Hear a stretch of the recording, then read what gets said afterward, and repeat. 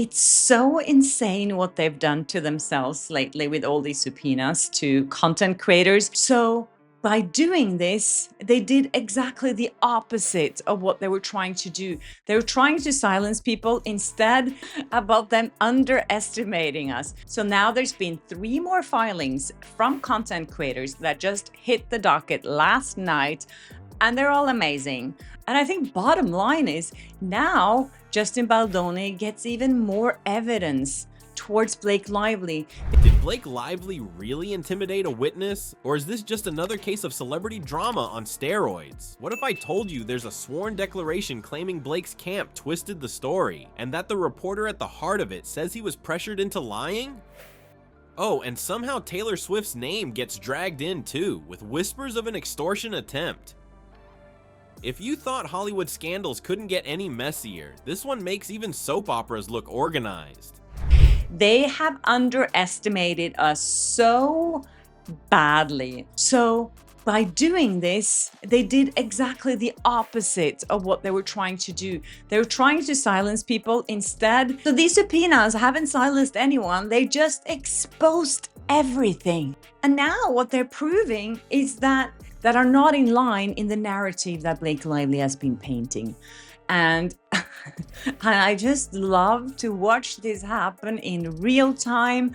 Before we move on, I'd like to ask you a small favor. If you appreciate this content, please take a second to like this video and subscribe to the channel. Over 98% of you watch the videos without subscribing. It costs you nothing, but it makes a huge difference to us. So, did you click the subscribe button? Great, thank you so much. Now, back to the video. Before we move on, I'd like to ask you a small favor. If you appreciate this content, please take a second to like this video and subscribe to the channel. Over 98% of you watch the videos without subscribing. It costs you nothing, but it makes a huge difference to us. So, did you click the subscribe button? Great, thank you so much. Now, back to the video. What happens when a reporter says the story he signed off on in court wasn't even his story? That's exactly the mess James Bucca claims he found himself stuck in. He wasn't some random blogger posting gossip out of his basement. He was actually on the payroll of a major outlet, the Daily Mail, and that meant editors, lawyers, and HR people breathing down his neck. The problem was, he says the official line about Blake Lively didn't match what he knew, and when he tried to stand his ground, the pressure campaign turned ugly. According to him, signing that declaration wasn't just a simple formality. It was more like one of those silent choices you sometimes hear about. Go along with the company version or kiss your job goodbye. It's so insane what they've done to themselves lately with all these subpoenas to content creators, because what all of these subpoenas are showing is that all the backlash that Blake Lively experienced online has been organic.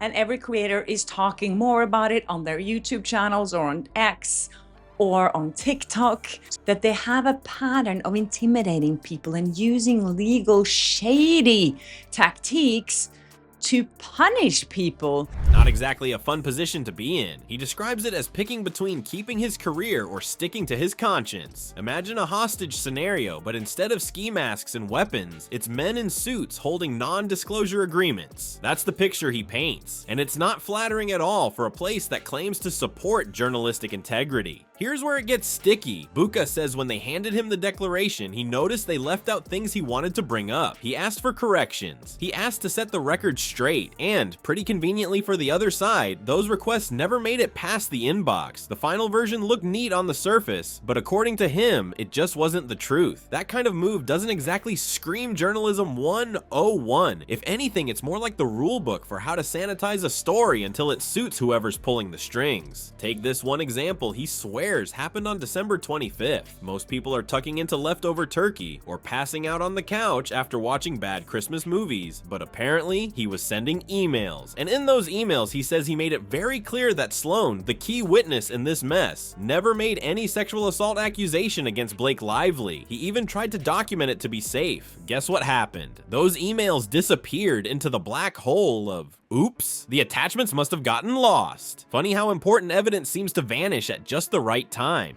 About them underestimating us. So now there's been 3 more filings from content creators that just hit the docket last night, Everyone is standing up against this. Every creator is filing another bombshell in their docket. She filed her motion to quash, and it's just so funny. As I said, you know, she was ads on all her videos.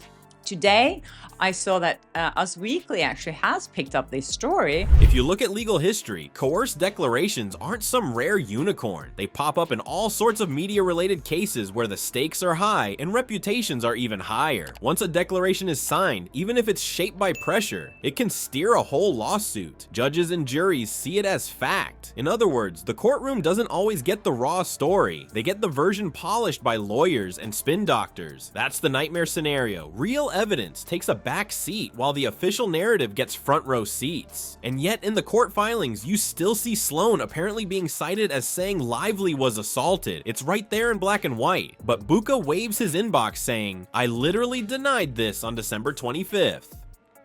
So who's lying? Was this some giant misunderstanding, or were those missing lines intentionally scrubbed out because they didn't fit the script? That's where it gets hard to know what's fact and what's theater. The paper pushes one angle, the reporter says another, and caught in the tug of war is Sloan, whose name has been used like a chess piece. So the real question builds, was this campaign more about shielding Blake Lively's public image from extra scandal, or was it about feeding a hungry media machine that thrives on any celebrity dirt, even the kind that doesn't hold up behind the curtain? They've gone after completely innocent people. It's just proving, and they're all amazing. And I think bottom line is now Justin Baldoni gets even more evidence towards Blake Lively.